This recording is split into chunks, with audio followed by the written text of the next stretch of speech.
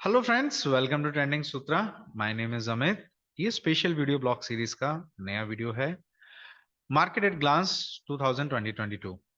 साल 2022 काफी मायनों में अनिश्चितताओं से भरा रहा। इसमें हमें काफी सरप्राइज देखने को मिले, काफी उठापटक देखने को मिली। तो हमने एक डेटा और नंबर्स को क्रंच करके समझने की कोशिश की है कि 2022 में आखिर मार्केट में क्या हुआ, क्या नहीं हुआ, और उससे हम आने वाले समय में क्या अंदाजे लगा सकते हैं और क्या उसका एनालिसिस कर सकते हैं। शुरू करने से पहले अपील है आपसे, ये एक नई शुरुआत है हमारे द्वारा। आपका सपोर्ट की बहुत ज़रूरत है, तो कृपया करके हमारे चैनल को सब्सक्राइब भी करिए। इस वीडियो को पूरा अंत तक देखिए, समझिए, जानिए कि डेटा एनालिस्ट किस तरीके से डेटा एनालिस्ट को और बेहतर तरीके से समझने की कोशिश करिए कि साल भर में क्या हुआ क्या नहीं हुआ।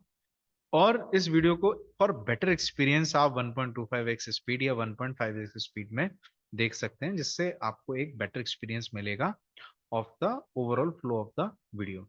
सो स्टार्ट करते हैं डेटा एनालिसिस को मार्केट के 2022 के नंबर्स को। Data bounce number 2022 years of continuity volatility and surprises. 2022 में अगर देखा जाए तो भारतीय अर्थव्यवस्था काफी बेहतर रही कंपेयर टू ग्लोबली, जो दूसरे देश हैं। इंटरेस्ट रेट में हमने करीब करीब 2.25% की बढ़ोतरी देखने को मिली, जबकि 4% से 6.25 पे आए, एंड विच इज एग्जैक्टली 2.25% की हमने बढ़ोतरी देखने को मिली इंटरेस्ट रेट में। सीआरआर में 1.5% की।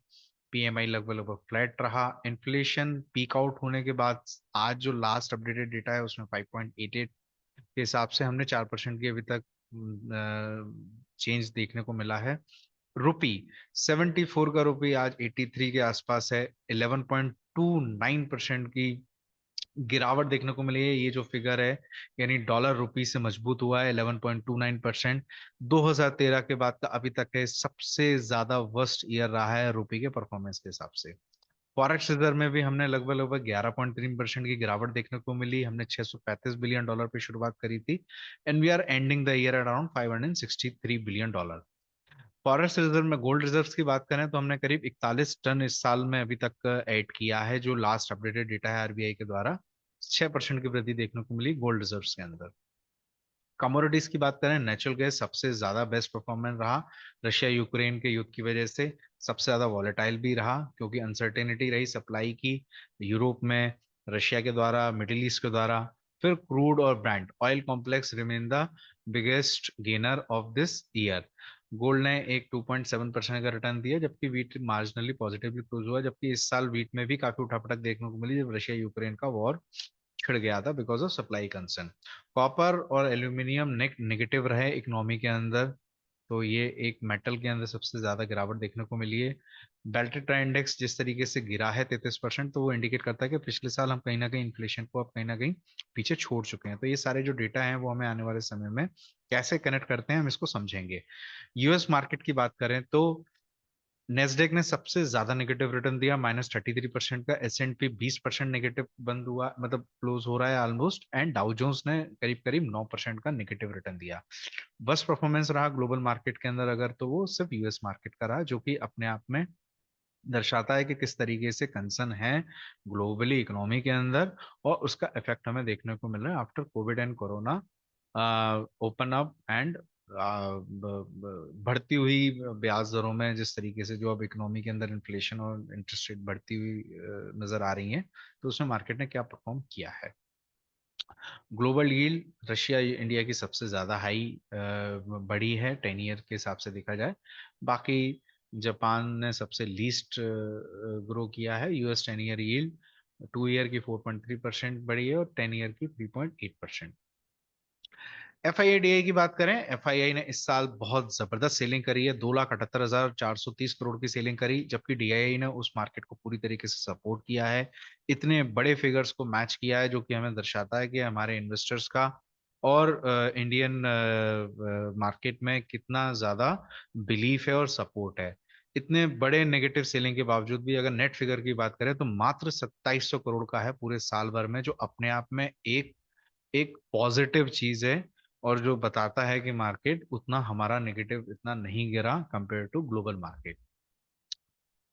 Major index at a glance अगर हम देखें तो निफ्टी बैंक का 20% का रिटर्न अगर हम छोड़ दें तो एक एवरेज रिटर्न करीब करीब 3 से 4% का हमको देखने को मिलता है निफ्टी 50 में, मिड कैप में, निफ्टी 100, निफ्टी 200, मिड कैप 100 और निफ्टी 500 जैसे जो इंडाइसेज हैं मिड कैप में, हमें 2-3% और 4% का रिटर्न देखने को मिलता है।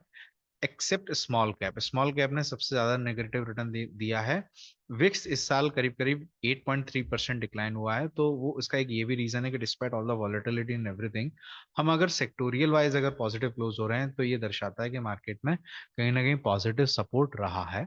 और उसका एक रीजन ये है कि विक्स इस बार नेगेटिव क्लोज हुआ है ईयर ऑन ईयर बेसिस पे।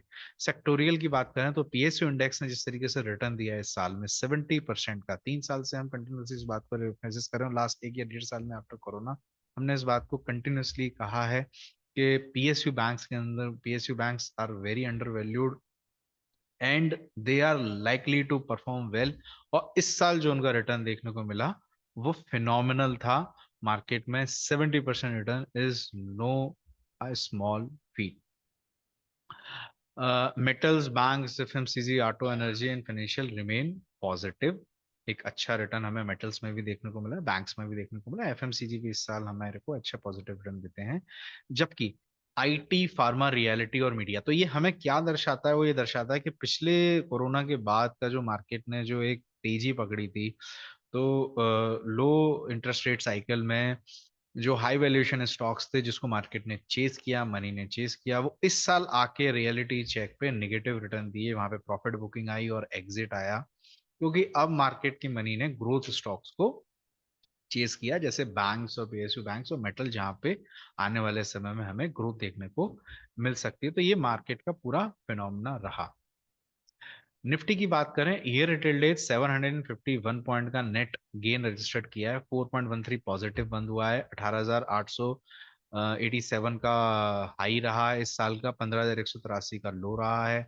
मैक्सिमम ड्रॉडाउन करीब करीब 12% का रहा है, मैक्सिमम रिटर्न करीब करीब 9.5% का रहा है। अगर किसी ने निफ्टी लो से हाई तक में अगर लो में खरीद कर और हाई में बेची होगी तो उसका जो रिटर्न है वो करीब करीब 21% का रहा है। यानी लो से हाई के बीच में निफ्टी ने करीब करीब 21% का रिटर्न दिया है पूरे साल भर के अंदर, पूरे साल के दौरान, जिसको हम आगे अभी चार्ट में समझेंगे। निफ्टी में बेस्ट परफॉर्मेंस स्टॉक रहा अदानी इंटरप्राइजेज, 126% का रिटर्न दिया। आईटीसी पूरे साल भर में एक बहुत ही बेहतरीन रिटर्न अगर देखा जाए तो 53% का रिटर्न देखने को मिलता है। कोल India, M&M, axis, IndusInd bank और एनटीपीसी जैसे स्टॉक्स ने टॉप 7 जो है वो बेस्ट परफॉर्मर रहे निफ्टी 50 के अंदर। वेरेस Wipro, Tech Mahindra, Divi's Lab, HCL Tech, Infy, Tata Motor और बीपीसीएल में एक नेगेटिव रिटर्न देखने को मिला। बीपीसीएल में नेगेटिव रिटर्न इसलिए मिलता है बिकॉज ओएमसी कंपनीज पे काफी मार्जिन प्रेशर रहा पूरे साल भर, because of high crude oil prices and all the उठापटक जो मार्केट में बनी रही। लेकिन इससे हमें ये भी समझ में आता है कि एक्सेप्ट अदानी इंटरप्राइजेस, जो एक एक्सेप्शन हो सकता है because of other reasons, all the other stocks were growth stocks, ITC, Coal India, M&M, Axis, ये जो, और इन सब में कोई भी मार्केट लीडर नहीं है ना। रिलायंस है जो टॉप 7 में कहना चाहिए अगर आता है, अगर स्टॉक्स के रिटर्न की बात करें, एचडीएफसी, आईसीआई, ये नहीं आते हैं। और मार्केट ने ग्रोथ को चेस किया, मनी ने ग्रोथ को चेस किया, और आईटी और फार्मा जैसे स्टॉक्स में नेगेटिव रिटर्न देखने को मिलता है हमको। तो ये पूरे मार्केट के साल भर का एक क्रक्स है समझने में। बैंक निफ्टी में बात करें, 7,500 पॉइंट की रैली, 20% का रिटर्न, ईयर का हाई 44,151 और ईयर का लो 32,155। मैक्सिमम ड्रॉडाउन किया 9.68% का, मैक्सिमम रिटर्न दिया है 24% का। और अगर लो से हाई तक के रिटर्न की बात करें तो 33% का तेजी देखने को ना बैंक निफ्टी में, विच इज क्वाइट मासिव। और लगभग लगभग ओनली 3% की अभी तक की जो साल भर की जो उसने तेजी है उसको अभी तक at the end of closing सिर्फ गवाया है। तो ये अपने आप में एक फिनोमिनल रिटर्न है बैंक्स के अंदर। क्यों हुआ, कैसे हुआ, हम इसके बारे में आने वाले समय में डिस्कस करेंगे वीडियो के अंदर। Best performance bank of Baroda, 126% का return. Federal bank, PNB, axis, IndusInd, SBI, AU small finance bank, and only negative stock in the bank Nifty was बंधन बैंक विद -6.8% रिटर्न। ये एक सबसे बड़ी समझने की और बात है कि इसमें आप ये देखिए कि H D F C, ICIC bank नहीं है जो मार्केट के लीडर्स हैं, तो अगर इंडिविजुअल स्टॉक्स के रिटर्न की बात करें तो सबसे ज्यादा रिटर्न बैंक ऑफ बड़ौदा जैसे स्टॉक्स में मिलता है या पीएनबी से स्टॉक्स में मिलता है, जहाँ पे मार्केट अंडर वैल्यूड था, मार्केट ने वैल्यू को चेस किया, ग्रोथ को चेस किया, और वहां पे हमें एक बेहतर रिटर्न देखने को मिले वनस्पत के जो ऑलरेडी काफी चल चुके स्टॉक्स थे जैसे एचडीएफसी और आईसीआईसीआई, वो अभी टॉप 7 में भी हमारे अगर देखा जाए तो 25% से कम रिटर्न पॉजिटिव में है, but they were net positive. Market को अगर टेक्निकली समझने की कोशिश करें यहाँ से कि टेक्निकली टेक्सचर में मार्केट में क्या रहा, तो हम यहाँ पे निफ्टी से शुरुआत करते हैं। निफ्टी, सो मार्केट की शुरुआत बहुत अच्छी हुई, मार्केट ने रैली किया और करीब करीब mid of the January market एक नए हाई पे पहुंचा, लेकिन वहां से मार्केट ने जो करेक्शन दिया 7 डेज में 8% का करेक्शन दिया, लगभग लगभग 480 पॉइंट का। प्री बजट रैली, एक प्री बजट रैली होती है, एक प्री बजट करेक्शन होता है, तो मार्केट में एक प्री बजट करेक्शन देखने को मिला। But after that market rail budget आने से पहले मार्केट ने अपने लगभग लगभग हाफ ऑफ द लॉसेस को कवर किया, और यहाँ पे बजट आने के बाद जो नेक्स्ट करेक्शन आया वो 34 डेज तक चलता है, जिसमें निफ्टी 11% गिरावट देखने को मिलती है, जो बॉटम होता है मार्केट में 7 मार्च को।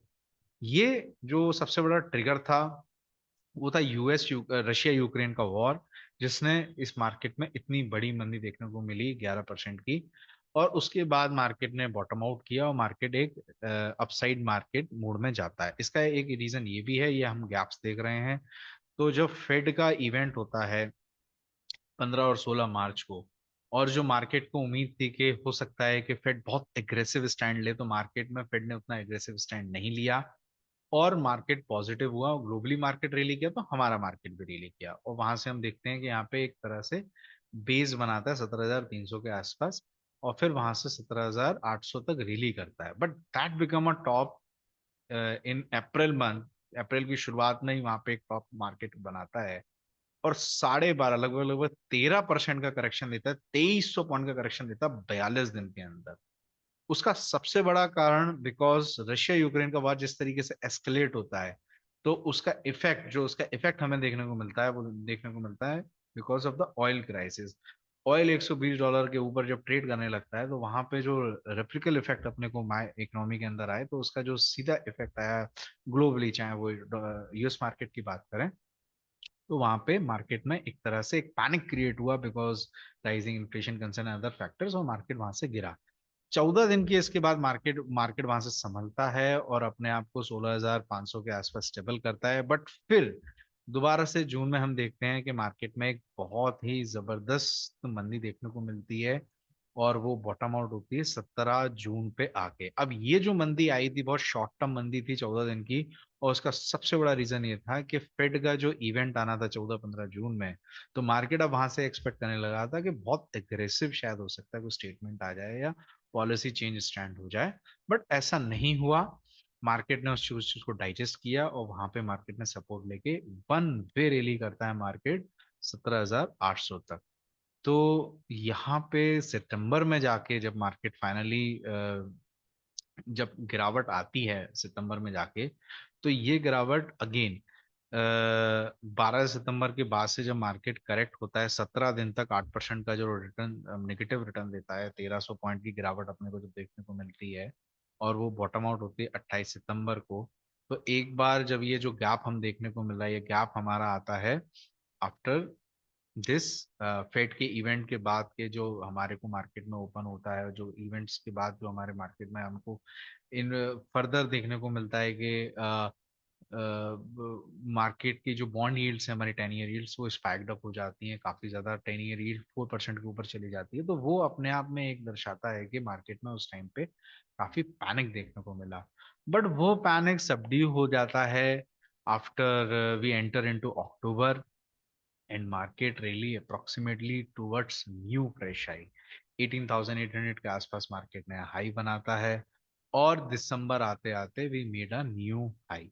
बट अगेन आफ्टर 1 दिसंबर मार्केट में जो नर्वसनेस थी, वो नर्वसनेस बनी, वो नर्वसनेस फिर आई, और 13 और 14 दिसंबर को जो मार्केट में फेड का इवेंट आना था उसके एंटिसिपेशन में मार्केट करेक्ट हुआ, बट मार्केट ने इवेंट से पहले एक रैली दी, बट उसके बाद अगर आप देखें तो मार्केट लगभग लगभग अभी तक 22 दिसंबर और 23 दिसंबर तक, लास्ट वीक तक भी इसने एक छोटी 1000 पॉइंट की डिक्लाइन देखने को मिला विद इन